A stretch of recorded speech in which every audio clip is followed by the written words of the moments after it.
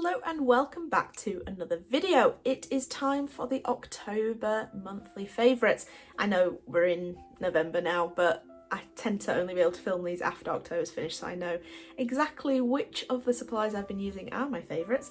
But let's get started. I've got a little bit of an eclectic mix today, and I think that's mainly because I've been a little bit all over the place. If you saw my last studio vlog, you will have seen that I have just been busy doing stall prep, doing shop prep, doing, website prep for all loads of different stock, and that includes my miniatures. So you don't get to see that much miniature stuff on this channel because I tend to keep that a little bit separately from my art, just because I don't feel like it's gonna, come across as well. Like, I don't know if I can film it as well as I do my art, and maybe it's not as popular. And by miniatures I don't mean like dioramas or things like that, although that is something that I am wanting to try very soon.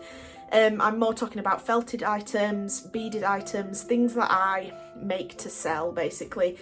So I've been doing a lot of that, and so I haven't really dealt with a lot of artwork as much. You can see this big painting behind me. That's a video for the future. I'm trying not to show too much. This is the very, very beginning stages of it, so I don't think I am spoiling much. But like I've also mentioned, I've kind of been trying to do bigger, longer videos just for, just to be a bit more interesting. I feel like a lot of my videos have been very quick and probably not holding my interest quite as much. This is Freddie. If you're new to the channel, this is Freddie. I'm Lucy, hence the name of the channel. Anyway, yeah, so I've kind of been doing a lot of quick items which are just not holding my interest in. I don't think they're holding your interest quite as much, so I want to do more interesting, longer videos and things that are going to be just a bit different. And, I just think I just need to put a little bit more time into my videos, and I think that just means that I've had to have a little bit of a break, hence why there was a big gap a couple of weeks ago. And I've kind of just been exploring doing bigger things, hence this massive painting behind me. But anyway, enough waffling, let's get into the favourite supplies of the month. So we're going to start off with a bit of acrylic pour esque kind of stuff, and one of those is my Sennelier abstract acrylic. So I have a lot of acrylics. If you see some of my acrylic pour videos or other videos that I've done where I've used acrylic paint, you will see these drawers behind me here. There's 3 drawers and they're filled with different paint. The top one's my expensive acrylic paint that I'd usually use for a painting like this one.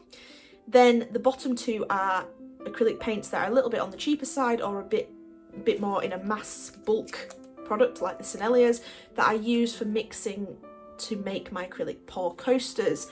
And so I've been using these a lot, and I've got my Sennelier paints, I've got some Pebbio, I've got some De Laroni, I've got, what else have I got? I've got some Liquitex Basics that I think I won in a giveaway last Christmas. I have a multitude of different paints that I deem the paints that I'm going to use for my acrylic pours, but by far the most superior, the most pigmented has to be the Sennelier paints. I highly recommend getting these if you're here in the UK. Hobbycraft, usually around Christmas, probably more after Christmas, but sometimes before, they put these on sale. So these are usually £4 a pouch. This is quite a used pouch, so it's quite flat, but it usually comes quite full, and it's usually £4 a pouch, but in their sale they sell these for £2 a pouch. Now that is, to me, a bargain, and I usually have outgoings out of my art account. I usually have a lot of outgoings around that time because I tend to stock up on the colours, because you go through it quite quick with acrylic pouring, it's just the nature of it. But this paint is, just the creme de la creme of paint to use for your acrylic pouring. So if that's something you are doing and you're not using this paint, highly recommend. But again, I tend to only really buy it in the sale because otherwise it does rock up as quite a high priced item. But that is one item in my monthly favourites this month.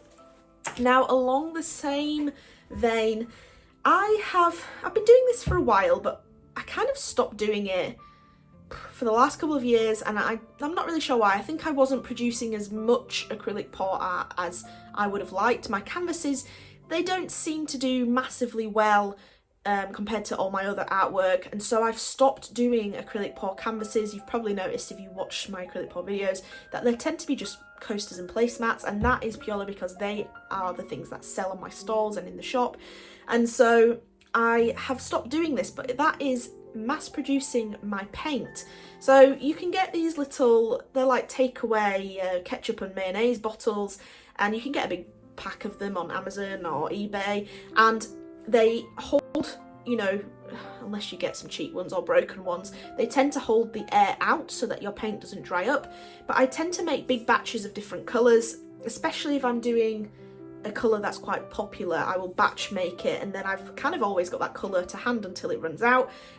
This is not this colour, that's stained from a previous use, it's actually this colour, and it's just amazing. I went to do a pour a couple of days ago to restock for my stall. I wanted to do all my kind of bluey toned coasters had sold out, and I've got a lot of pinks and a couple of yellows in there, so I wanted to do some more bluey tones, and I just went in, pulled out the colours I needed. They were already mixed up. I think I spent about 15 minutes pouring 3 sets of coasters, and that was it. It was done. I didn't have to spend ages measuring out my Floetrol, my silicone oil, all the paint, the water, shaking it all up, making sure it's the right consistency. I didn't have to do any of that. I'd spent time doing that previously, and this time I could just come and use the colours, and it was an absolute godsend, especially when you are on a time crunch and you do have a stall to come to, and you need to just pour it as quick as possible so it has the drying time, the curing time, and then you can varnish and cure it, etc. It's just a brilliant way of doing it, and if you're an acrylic pourer and you've not done this, highly recommend, but just make sure it is sealed, because otherwise your paint will, you know, start to dry out. The only downside to this is if I've made a colour in this and it's run out, because it's such a thin layer of colour within this, it will dry out.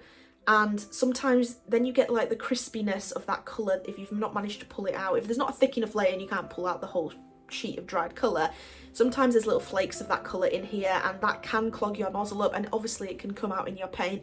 So after I've poured, sometimes I have to go in, and potentially there might be the odd fleck that I can see and I pull out. It's easy enough, but it is probably the only downside to that. And like I say, it does clog that small nib, so sometimes I have to unscrew the cap and pour it out there when I need to use this colour. But I mean, it's not the end of the world. For the ease of doing it, I feel like that massively outweighs that downside. But it's just really handy. Highly recommend. Do it if you are an acrylic pourer. But that is that. These are the coasters I poured. I've not filmed these, so you won't see them, hence why I'm showing you them now. This was all pre-mixed paint from weeks ago. Nothing wrong with it. Created some lovely smooth coasters, no bubbles on there or anything. So really works. Highly recommend. Okay, so now we're going to move on to some inking supplies. You know me, I can't stop inking. It's my favourite thing to do. I get a lot of commissions.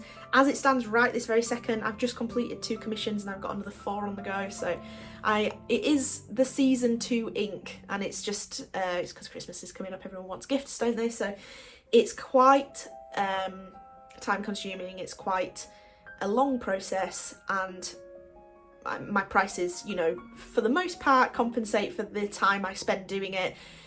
However, now this will be a video that I think may come out just before Christmas or just after Christmas of one of my inking commissions.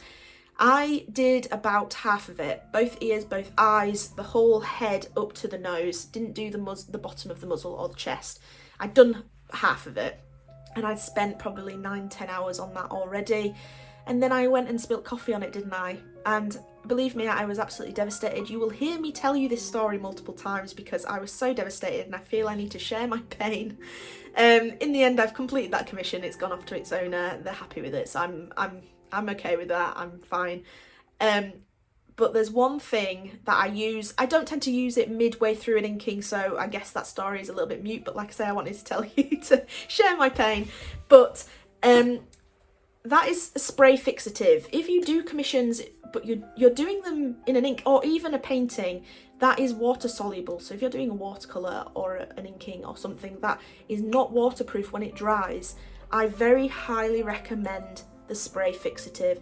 After I finish inking, I've rubbed it all out and it's finalised, it's ready to go, I spray a few layers of this fixative on, because all it takes is a little drip. Even talking, do you know when you start talking, like I'm doing it now, I'm talking so much that I'm accumulating a little bit of saliva in there, and sometimes you just have a little speck of spit pop out, you know, just that landing on my inking will create a little round puddle of black ink, and it is not ideal. It looks rubbish. I never want that to happen to any of my clients. So far I've not heard anyone, you know, I've only been using these the last couple of years, and so far I've not heard anyone prior to that kind of complain about their inking, you know, getting wet. I don't know if anyone would tell me if they've accidentally spilt something on it, but I've never heard of that happening. But since this coffee, this has become my absolute saviour. I need to buy some more. There's only about this much in it, but this is a must if you want to protect any of your artwork from getting water on it and it running. It's perfect. You can use this as well if you've done a sketch and you want to paint over it but you don't want your sketch to run. You can spray a really light even coat of fixative on that. You know, there's a multitude of ways you can use this to protect your work, to stop it from running, stop it from transferring onto another image in your sketchbook, say. It's just a really good all-rounder thing to have, and I think any artist should have this in their tool kit. But yes, I feel like I've been burnt a little bit, and this is now my favourite friend, and I will be sleeping with this and using it every 2 seconds of my life. But yes, highly recommend, get this. So to keep with the inking front, I think I've said this in a video before, but my favourite ink, and nothing beats it, is my Bortoletti ink. Now I'm sad because Bortoletti have started producing a different ink, and I don't know whether that ink inside the bottles is the same or different, but their design of the bottles, and they've rebranded it as a new ink. I don't know if it's different to this, but I'm really sad if I can't get this ink anymore. I have found a website that sells this older bottled ink, so I'm going to try and get that from them as much as I can. I may have to stock up for it, but it's not the cheapest ink. It's not the cheapest, but it is the best. I find it flows off my ink pen so beautifully, and I just can't find an ink that runs off my glass pen as well as this. I have other inks that run off my dip pens fine, but off my glass pen this is far superior. So if you are using a glass dip pen and you're struggling to kind of have that ink flowing long enough or something like that, try this Bortoletti ink. This is what it will it focus? This is what it looks like, the bottle. I can't read it, it's in Italian, so I can't tell you, but it is highly superior in my opinion. So maybe have a go with that if you're struggling with your dip pen, just a little forewarning. So the last two supplies in this haul, I am going to hark back to a Scrollbox supply, which is the Magic acrylic ink. We received this a couple of months ago, and I have created multiple inkings in my sketchbook using this ink. I've really enjoyed it. It's a dream to use with a dip pen. I've not actually tried it with my glass dip pen, but with just a metal dip pen, it is very nice to use. I created a little Frankenstein's monster around Halloween, a little osprey. This ink is lovely, and it's a really beautiful colour. It's not a colour you would usually get in a usual kind of a usual ink set of colours. I think it's a lovely ink. Let me see if there's anything else I've done in it. Oh, I did these tigers, don't mind, it's a bit dirty. I'm going to hold it back here because this tiger's a little bit derpy looking. But yeah, I used that ink, and it's waterproof because it's acrylic ink, and so I could use my watercolours over it. And guess what? I didn't need to use my fixative because it's acrylic ink. So it's just something I've been really enjoying using it. I've been taking it with me to coffee shops because it's so versatile. It's a nice small bottle. It's not one of these big glass bottles that you usually get acrylic inks in. And it's just been perfect to use out and about, and it's beautiful colours, flows lovely. Really highly recommend. I may have to purchase some new colours in this because I hope you can get it in this bottle size, because I've been enjoying travelling with this. Just a good travel size. And then finally is the trusty dip pen. I have shown this before, but recently, and I think I've actually binned it, I wish I hadn't because I wanted to show you. Recently, the little nib at the end, so if you've not seen it, this pulls out and it flips around and it goes in the back. I asked in my last favourite videos that I featured this pen whether anyone knew what the pen was, and I didn't get any response. So I did my own research, because the tip, not on this pen, but the tip here snapped off, and I was upset. I was really annoyed because I really enjoy this pen. So I did some research and I did find the pen. It's gone from the top of my head. Hold on, let me see if I can see it on my Oh, here we go. It's a Joseph Gillett reversible dip mapping pen. So I found a few Joseph Gillett's that looked similar, but they weren't quite the same. And then I found this on eBay. It did cost me £5.29 for the simplicity of it, but I love this ink pen so much. It's so fine, and I don't know, I just think anything I create with this I'm really pleased with. If you can hear a lot of commotion, my cat has decided to have a mad 5 minutes, as cats do, so if you hear a lot of meowing and stuff, that's him. But yes, this dip pen is by far my favourite dip pen. I don't know why my phone's not focusing today, but anyway, it's a very fine dip pen. It's really lovely to use, and I think if you are setting out doing inking or even wanting to travel and do some inking, this is just perfect. You can flip that round, you're not going to damage the nib, so it's not going to pill anything or pluck anything if it gets caught, and it's just a really lightweight, thin, fine ink pen. But that's it, there's nothing else. That's my favourites for this month. Like I said, a little bit of an eclectic mix. I've done a lot of talking, there'll be a little bit of art I'm sure you've seen, maybe clips from other videos or something that I've used these supplies in, but I've really enjoyed it. So thank you very much for watching. I hope you've enjoyed these favourites and you may give them a try. Please let me know in the comments if you do, and what more you'd like to see in the future. This mad one over here, he's going to jump on something he shouldn't, I'm sure. So thank you very much for watching, and I will see you in next month's favourites.